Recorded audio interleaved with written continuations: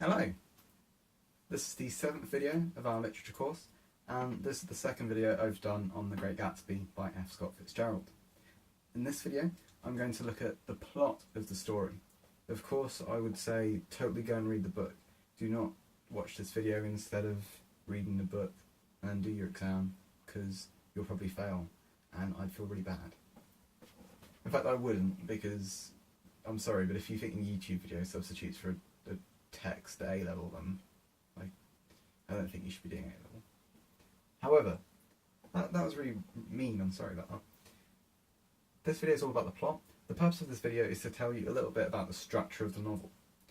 The difference between A-level lit and GCSE lit is instead of focusing on language as much, you focus far more on structure, and so the plot of the book is really important. One way I've known people, myself included, to try and learn a bit more about the plot of the book is to watch the film.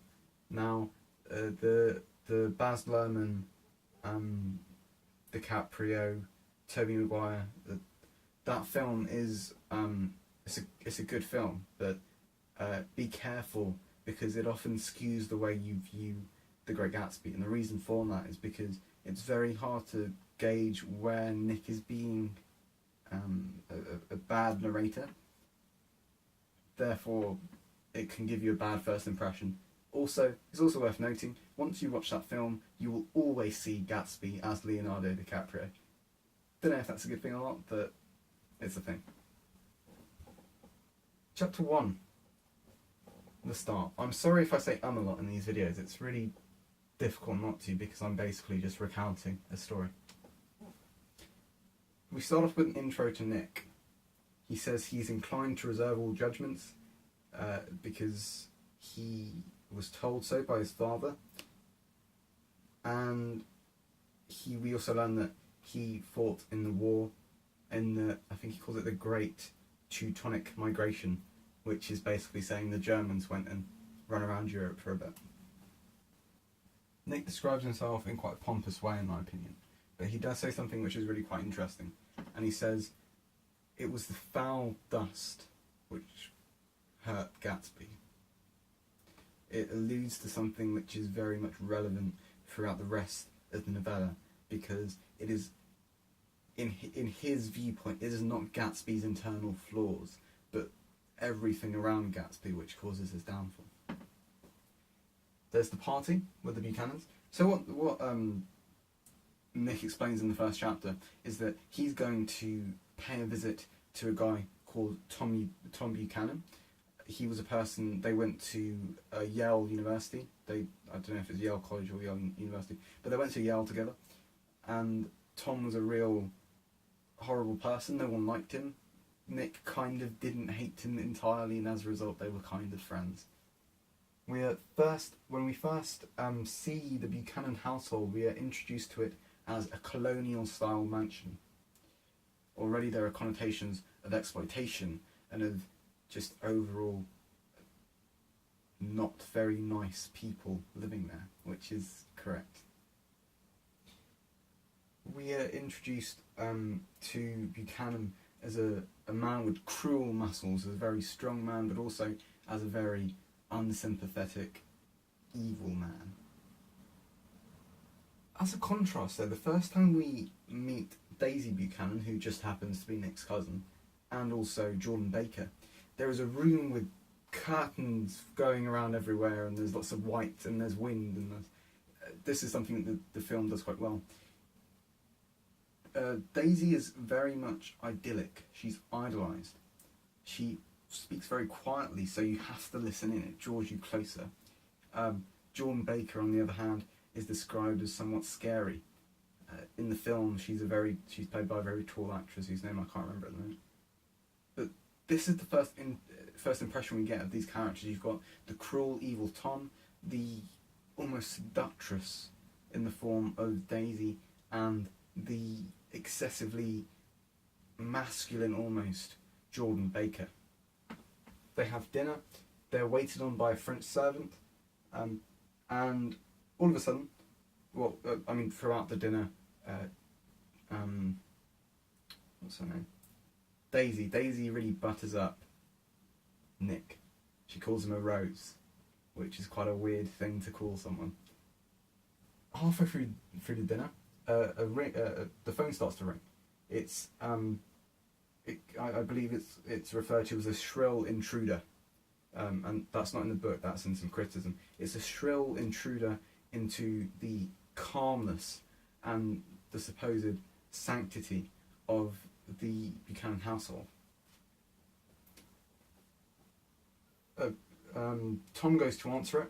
Daisy goes after him, and Nick tries speaking to Jordan. Jordan tells him to shut up because Jordan wants to hear about the gossip, because she thinks that, well, quite rightly, that Tom has been keeping another woman. Never a good idea, Tom.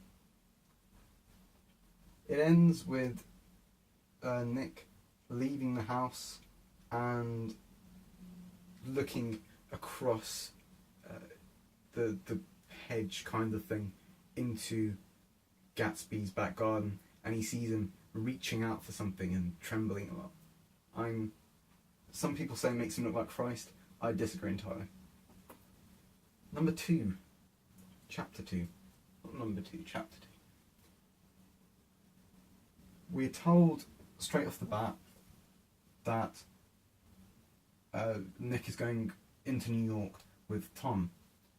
He first meets Myrtle and Wilson.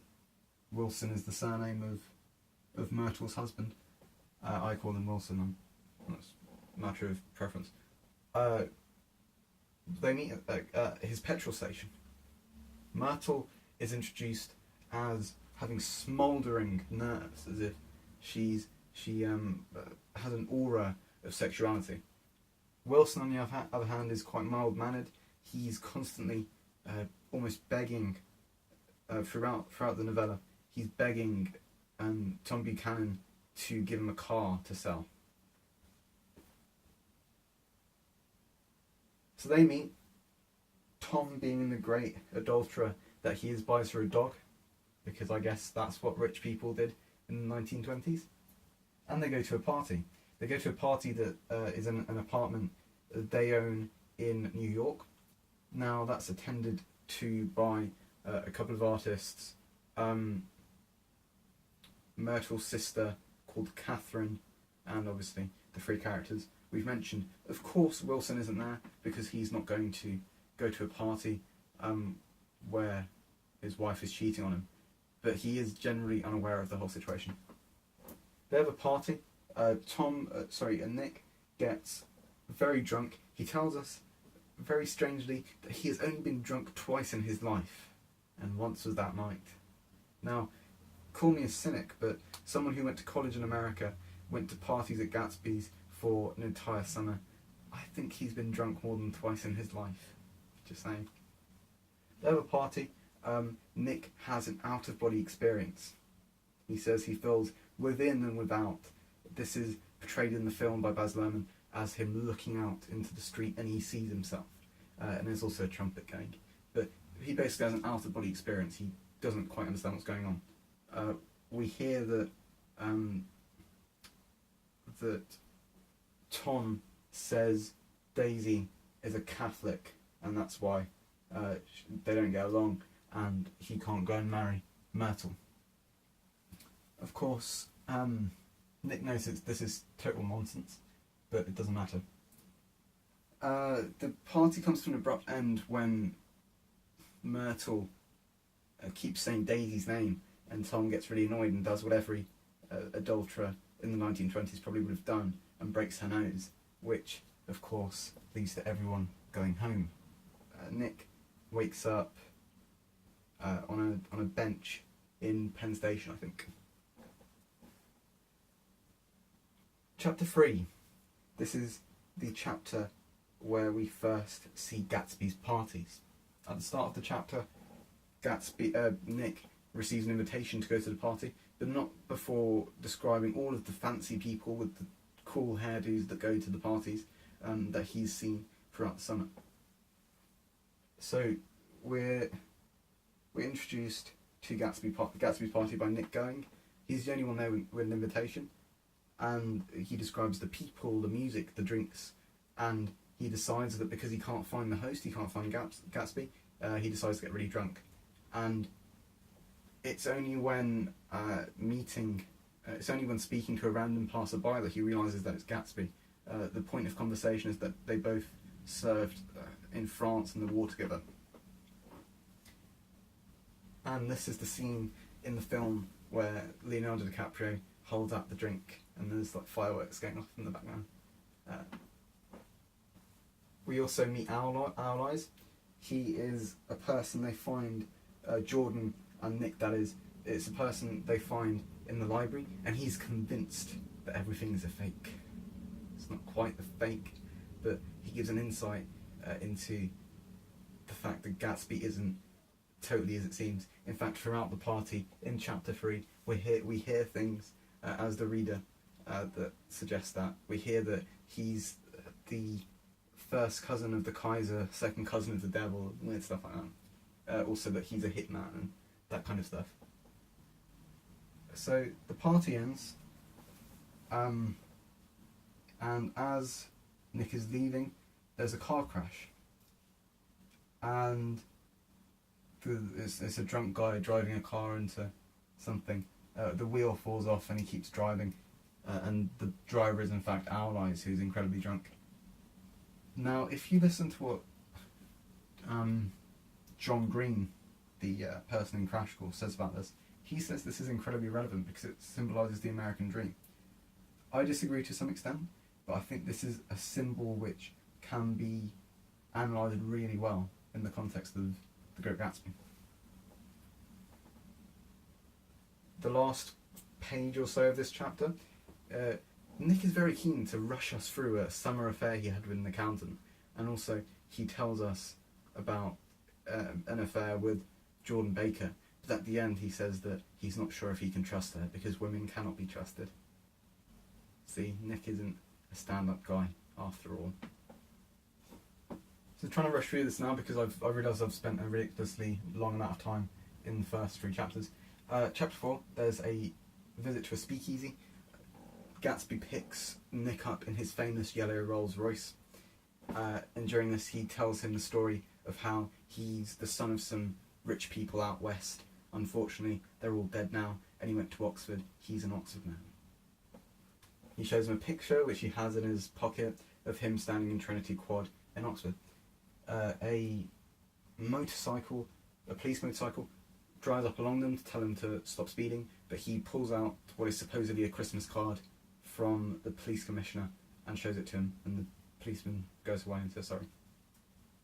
They eventually arrive at a speakeasy. In the film it's portrayed as being a barbershop, but it's just a speakeasy.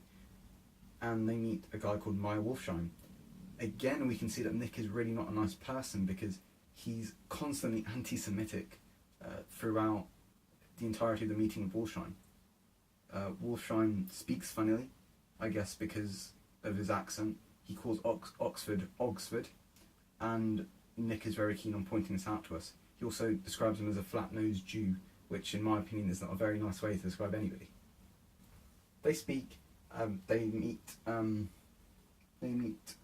Tom there, and they go. Later on in the chapter, Jordan meets with Nick and explains to him that actually she'd seen Daisy and Gatsby together before. Gatsby went off to go and fight in the war. Daisy couldn't wait for him, and so she married Tom. But in fact, on the night of her wedding, she received a letter from Gatsby, and she started crying, and she broke some pearls that Tom had brought her as a wedding present. And it's at this last part of chapter 4 where Jordan says that Gatsby is going to ask him to get Daisy to come to one of the parties. Chapter 5, at the very start of the chapter, Gatsby asks Nick to bring Daisy along, and Nick says yes.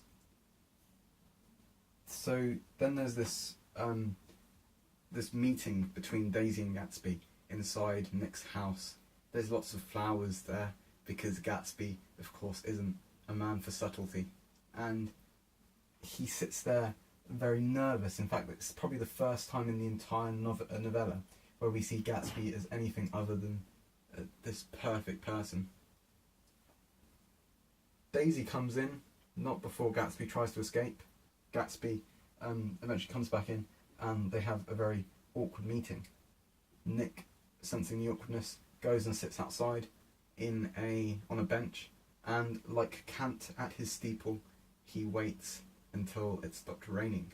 He then goes back in and he walks in on them having a very nice chat.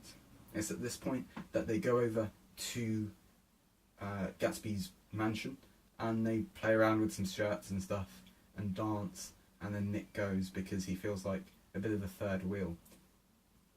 It's at this point of the novel, by the way, I've laid it out like this for a reason.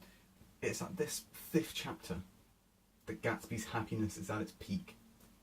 He feels as if he's achieved something which he's been wanting to do for such a long time.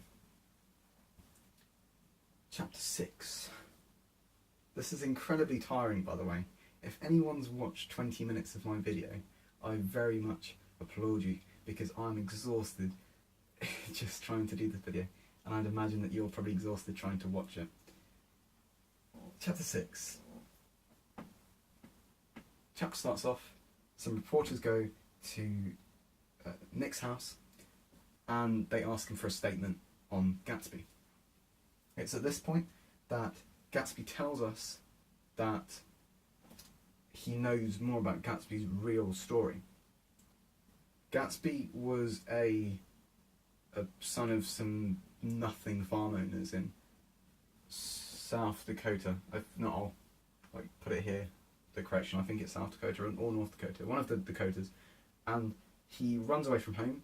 He had these dreams, and he saw himself as destined for something greater than he currently was. So he went over, he was walking down a coast and he saw a yacht about to crash into some rocks, and so taking initiative he decided to go ahead and help. The yacht was owned by a guy called Dan Cody. Dan Cody is shown in a picture in chapter 5. Dan Cody was a drunk, but he's also a very kind man. He taught Gatsby everything he knew. In fact, in the film it's alluded to, I'm not sure if it's shown in the novel, but he presses these phrases on him, this mannerism, this way of acting, phrases like old sport, things that he never would have learned how to say. And you also need to consider that this is Gatsby at a stage after running away from home. He tries to go to college, but the only way he can go to college is by working as a janitor. He feels for the entirety of his adult life, his adolescent life, that he's been destined for something, but he can't quite get it. And this guy called Dan Cody, he shows him what wealth feels like, and he gives him some sort of sense of purpose. Dan Cody also wants Gatsby around to stop him from doing stupid things while he's drunk, and it's suggested that Gatsby doesn't drink because Dan Cody was a very bad alcoholic.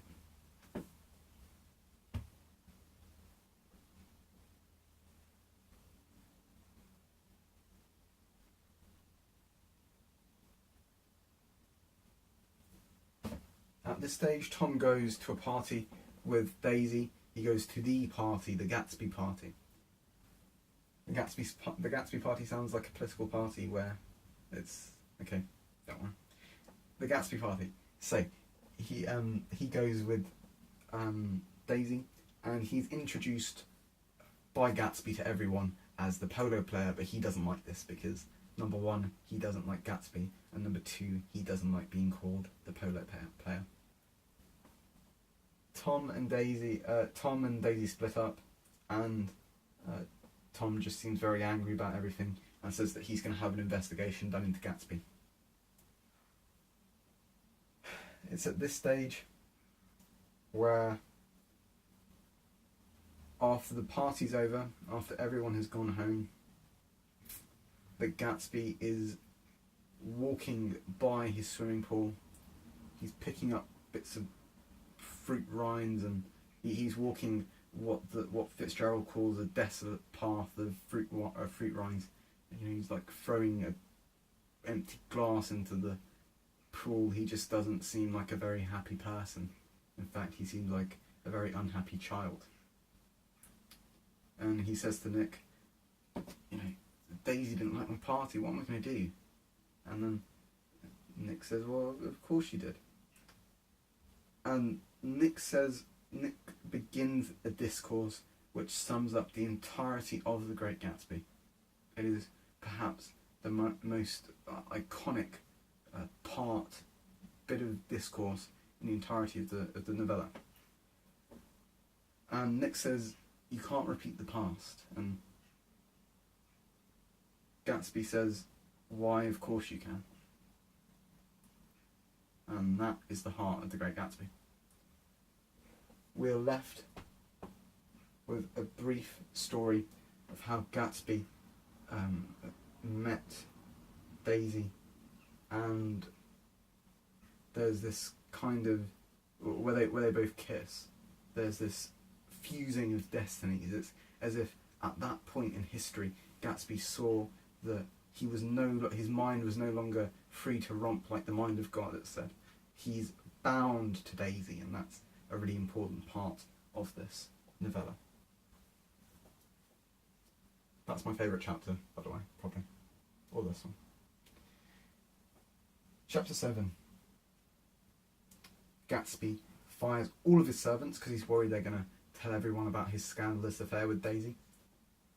It's said by Fitzgerald that at this point his career as Trimalchio is over. It's a very hot summer's day in New York, and they're all at, when I say they're all, I mean Gatsby, Tom, Daisy, and Nick, and Jordan. They're all at the Buchanan household for lunch. It's at this point where Gatsby meets Daisy's daughter, and he kind of stares at her as if he realises that actually this marriage wasn't a total sham after all, but we're not told that just yet. Daisy and Gatsby kiss at the dinner table while Tom's going and doing something, and when Tom comes back, Daisy says she wants to go into New York. So they go into New York. They take different cars though. It's Daisy and Gatsby in Tom's car, and in the yellow Rolls Royce it is Tom, Jordan and Nick. They go and along the way the yellow Rolls Royce runs out of fuel, so they go to the Wilson fuel pumps and get some more fuel. Nick notices in one of the windows that Myrtle is looking out because she's been locked in by Wilson. They go off, they go to the hotel, and they have a confrontation. Tom says to Gatsby, I know you didn't go to Oxford. In fact, I know that you're a bootlegger. Gatsby gets annoyed. He says to Daisy, tell Tom that you don't love him, and that, in fact, you never loved him. Daisy says it, but Tom uses some verbal trickery. He says, he brings up all of these times where he carried her down a hill and you know they had a great time. He brings that up, and Daisy, bursting into tears, says to Gatsby, you're asking for too much. At that point, Daisy collapses. Not collapses, doesn't die or anything. That would be really dramatic. And there's a point where Tom says something which makes Gatsby so furious that Nick says it seems as if he'd kill the man. In the film, because the film obviously has a different means of showing emotion, Gatsby gets really annoyed, and Leonardo DiCaprio gets really annoyed, and he grabs Tom Buchanan by the scruff of the neck, and gets ready to give him a punch. 7 is probably the longest chapter, so I'm still on 7. They all go back, and at the side of the road near Wilson's gas pump, the yellow Rolls Royce and Nick in the yellow Rolls Royce sees there's a crime scene. They go, they see Myrtle's dead. They're in Tom's car. They go and see Myrtle's dead. Her body's described very graphically as, you know, like her left breast has been ripped from her body because of how fast the car was going. And so they all go back, and Nick goes to the Buchanan house, and he sees Gatsby outside. Gatsby explains that it wasn't him driving the car which killed Myrtle. Instead, it was Daisy driving the car. But of course, he'll take blame for it because he's such a gentleman and also a bit deluded. He's waiting outside the Buchanan house to see if Tom decides to hit Daisy, at which point she would flicker the lights and he would come in and do something. The last thing we're left with in that chapter is the image of Daisy and Tom sitting around a plate of cold fried chicken. There's a sense of collusion in the air. Chapter 8. In fact, no, I've changed my mind. This is my favourite chapter. Chapter 8. They visit Gatsby's house. Gatsby and Nick, that is. They visit his house. All of the rooms are empty. The furniture has been covered up by dust cloths. And it seems as if this is the end of something. There's no longer this vibrancy. There's no longer this atmosphere around the house. This isn't a place where people come to party every Saturday and Friday night. It is a place which is dead, almost. Gatsby explains that on the last of his army pay, so as a very poor man, he took the bus over to Louisville, where he and Daisy met. And he walked the same streets they walked, and when he got the bus back to New York, wherever it is he got the bus back to, it might have been Chicago, I can't remember. When he got that bus back, he knew what he had to do. He had to get Daisy back. The two depart. Gatsby is described as a pink, like a pink, as pink on the outline of white, as he waves goodbye to Nick on the steps of his house. Nick goes back to the office, doesn't get any work done. He has an argument with Jordan Baker over the phone, and he goes back to Gatsby's house to find that there has been a shooting. It is Wilson, the husband of Myrtle, who in his head thinks that it was Gatsby who ran over his wife, and so shoots him and shoots himself. And it is said that, and I believe the phrase used is, the Holocaust is complete, although I might be wrong. Chapter 9, the end chapter, the very depressing chapter. In fact, these last 3 chapters are all very depressing. Gatsby's funeral. Guess what? Nobody turns up. He goes to Wolfsheim's office. Wolfsheim has nothing to do with him. He says that there's too much hassle. You should be friends with people while they're alive and forget about them when you're dead. And he's quite pleased with that. Fitzgerald refers to Wolfsheim's company as the Swastika Holding Group. Swastika, Jews. Nope, not good, Fitzgerald. They have the funeral. The only 2 people there are Gatsby's father, who goes to Gatsby's house. He's surprised by the immense wealth he's accumulated, and he tells him that as a kid Gatsby had a very strict timetable. He would practice elocution. He would try to become a better person, study, learn how to be an upper class individual.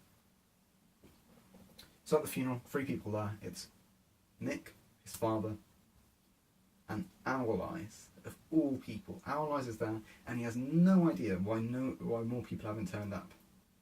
But that's the way it is.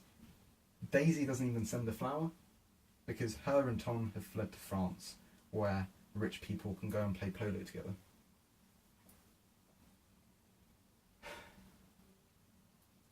Two years into the future, Tom reminisces about how he met Tom. Nick reminisces about how he met Tom once after the whole sordid affair, and he says that he shook his hand out of necessity almost, and they parted ways. They also meet Jordan Baker. He also speaks about when he met Jordan Baker again, and how their discourse is something along the lines of, Jordan Baker is a careless driver, and they thought their relationship could work because Nick was not a careless driver. But what Jordan says is, we failed because I met someone as careless as myself. And at that, they parted ways. Coming right to the end of the story now, Nick explains that he cut all ties with New York, but the last night he spent in Gatsby's house, in his own house in East Egg, West Egg even, that he heard a car drive up to Gatsby's front door, as if the car hadn't realised that the parties were over and it was all said and done.